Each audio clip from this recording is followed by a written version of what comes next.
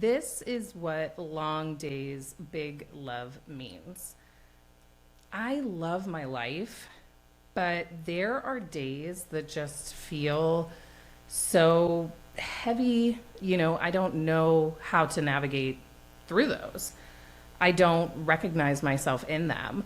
I think a lot of mothers and women over 40 can relate to that. And that's what long days, big love is that everything doesn't have to be this beautiful, polished version of a life.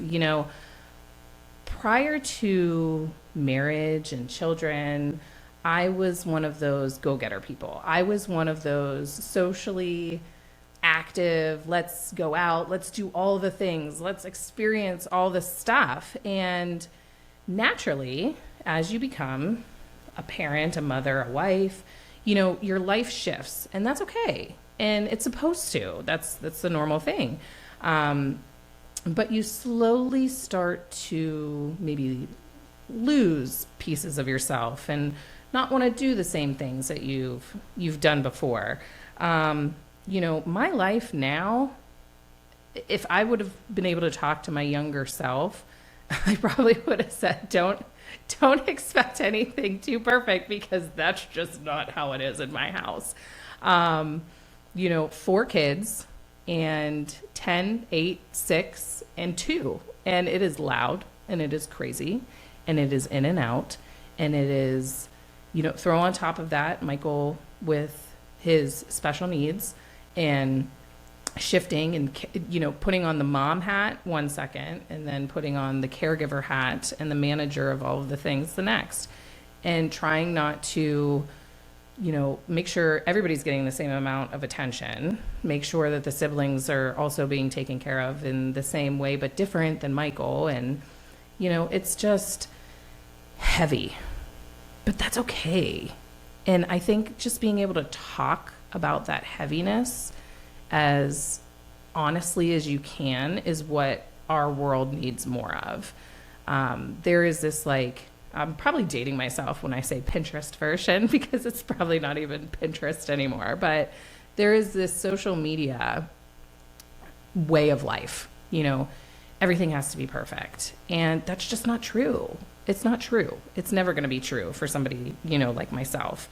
There is love, and then there is exhaustion.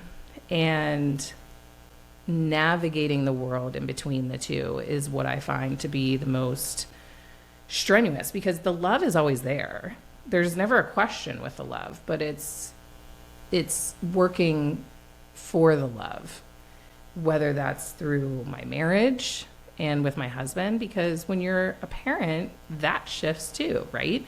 You come into a marriage and a relationship together as two, and however your family grows, if it's only by 1 or if it's by 2, 3, 4, 5, 6, whatever it is, each time there is a shift in that.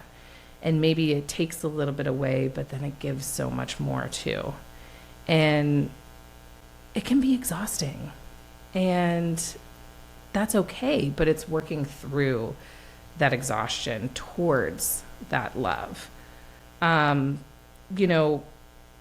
Why I decided to start this podcast is because I think there's a lot more people out there, women out there like myself, who are experiencing the same things that I am. And it's just not seen. It's just not talked about. It's not heard of, because, you have to put on this face, this public face, in your social circles and in your kids' school life or sports life, or, making sure that nobody knows how much trouble and pressure, you might be feeling. And that's exactly why I wanted to start Long Days, Big Love, because I want to show that it's okay. It's okay to be honest. It's okay to show the hard parts, because I can bet you that the woman sitting next to you while you're watching your kids play baseball or while you're at the football field is probably going through something similar too. And I think we need to come together with that and really, talk about it. I think that this isn't the version of motherhood that I necessarily expected. Growing up in the 90s and having like this kind of perception of what marriage and motherhood would look like is not necessarily what I'm experiencing. Like you're brought up that it's like women can do anything and go out and get the job and go out and be successful and do all of this stuff and shoot for the stars and you can do it, you can do it, you can do it. But what happens if you can't? And does that mean that I'm a failure? No. And I struggled with that for a long time because, going through everything that we did with Michael and his journey and getting the diagnosis of the epilepsy and then Lennox-Gastaut syndrome and autism and him being nonverbal and having such high needs and knowing that I couldn't do what a typical mom, would necessarily be doing. Shifting my career path. I worked for so long in, not only like operations and management and things like that, but I can't have a 9-to-5 anymore. It's just not going to work. I mean, take Michael out of the equation and all of his needs and things like that. But, the boys, running them to practices and appointments and getting Mackenzie to and from daycare and back and forth. I'm grateful that I have the position that I have now, with the paving company that I'm with and doing their operations management and shout out Jacqueline Paving. And then being able to serve on the board of supervisors for Pine Township and give to my community and then starting the nonprofit, the Michael Mackey Project. Like I am able to make my own path. And I think that women need to hear that more, that you can chart your own course and it doesn't have to be the same course as the person next to you. Make it your own. Do what you can do. Two things can be true at the same time. And I think that that's a big hitter for me because, I can be a dedicated mother, but I can also be the person that has to take snips and bits of pieces and put them all together to make what makes me happy as far as a career path. I think I say the biggest thing with big love and long days of big love, the biggest thing that I want to take away from that and what it actually means is having that big love. Love's never the question. I've always loved my husband. I've always loved my kids. I've always, loved my life, but it's loving and having that big love in those hard moments, I think is the biggest thing that hits home for me because it's easy to love things when it's going great, but it's getting through that big love when it's hard is what makes that the motherhood that I want to experience and I want to be.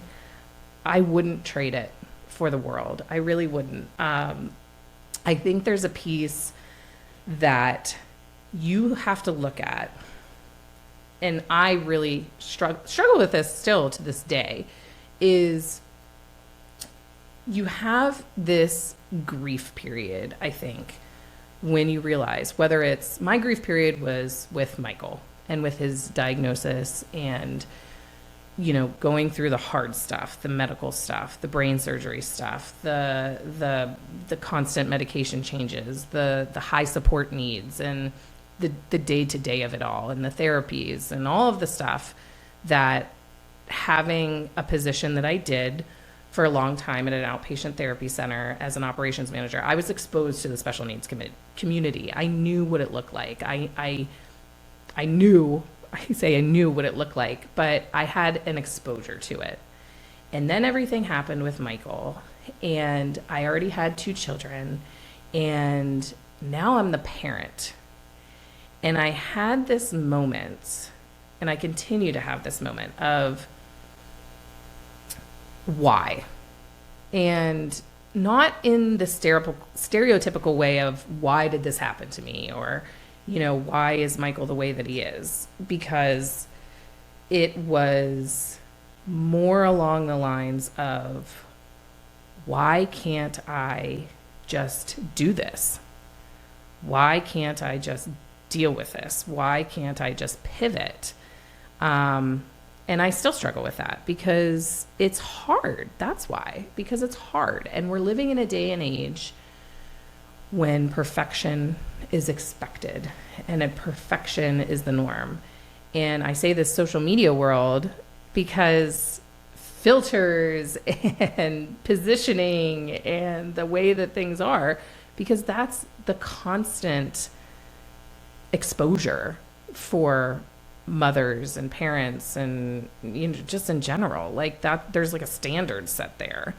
And so what I wanted to do with this podcast and with this messaging is really just get the real life contrast out there. And if that's myself and my journey, then so be it. I hope that you can come along with me on this and really enjoy the ride, because I think that I am the norm.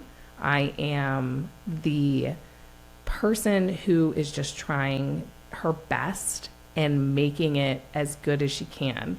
I want my kids to love me as their mother and not be worried about the exhaustion and the stress and the tough parts. I want them to feel the big love. That's what I want. The days are long, but the love is always big.